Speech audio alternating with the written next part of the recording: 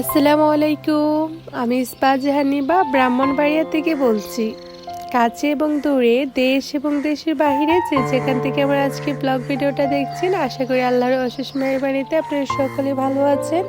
আলহামদুলিল্লাহ, আমরাও ভালো আছি। নতুন একটা দিনে নতুন আরও একটা ব্লগ নিয়ে আপনাদের মাঝে হাজির হয়ে গেলাম। আশা করি আজকের ভিডিওটা আপনাদের কাছে কোনো না কোনো অংশে ভালো লেগে যাবে। সবাই স্কিপ না করে আমার সাথেই থাকুন। ধন্যবাদ।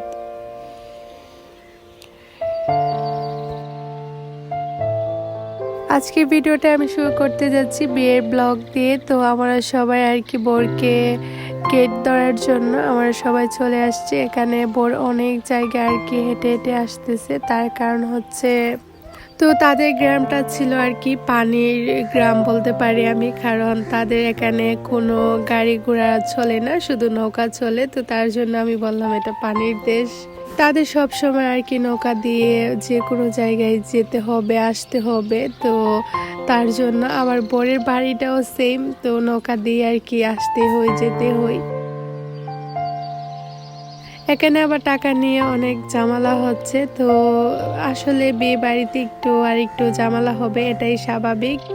তো এক পর্যায়ে বরকে আমরা বসতে দিয়েছি। তো অনেক ঝগড়া করার পরে তো বিয়ে বাড়িতে আর কি একটু ঝগড়াঝাগড়ি করতে হবে, এটাই স্বাভাবিক।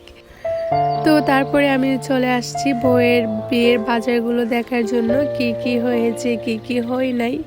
যেহেতু আমি বউয়ের বাবি ছিলাম, তো আমার বড় বাবি হিসাবে অনেকটাই দায়িত্ব ছিল। তো দেখাদেখি করা সব কিছু মিলে আর কি আমার কাছে বিয়ের বাজারটা একদমই ভালো হয় নাই। তার কারণ হচ্ছে সব কিছু নর্মাল ছিল। এত নর্মাল কি বিয়েতে হয় নাকি, সব কিছু আর কি সস্তা জিনিস ছিল। তো তার জন্য আমার কাছে একদমই ভালো লাগে নাই।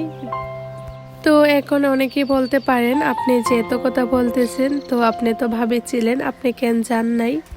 প্রথমত কথা হচ্ছে আমি ছিলাম মেহমান, তো তাদের কোনো গার্ডিয়ান ছিল না। তো যার কারণে তাদের মন ইচ্ছা মতে বিয়ের বাজারটা করা হয়েছে, মানে বরের পক্ষে বিয়ের বাজারটা আর কি তাদের মন মতো করা হয়েছে। তো তার জন্য আর কি অনেক জিনিস আর কি ত্রুটি ছিল।